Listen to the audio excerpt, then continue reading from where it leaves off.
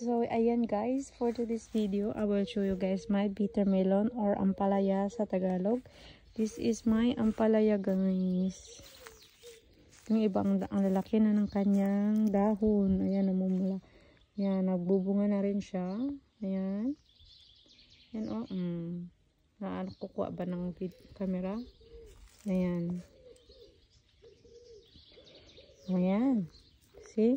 Yung ampalaya ko ay ang gaganda na ng mga dahon niya. Palabong na siya. So today is July 20. So ito yung aking kalabasa. Nasingit ko dyan sa wala na ako space pagtaniman. So pupunta ako dun sa kabila. Pakita ko sa inyo guys. Yung aking another ampalaya. Here, ampalaya. Tapos mamaya ang bunga ipakita ko sa inyo. Yan, ampalaya to. Ayan, ang aking ampalaya. Nabunga niya.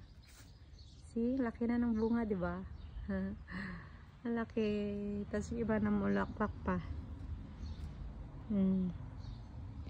Yan yung kanyang bunga, guys. Okay, guys. Thank you for watching. Please give me a thumbs up if you like my video. Thank you, guys. Bye.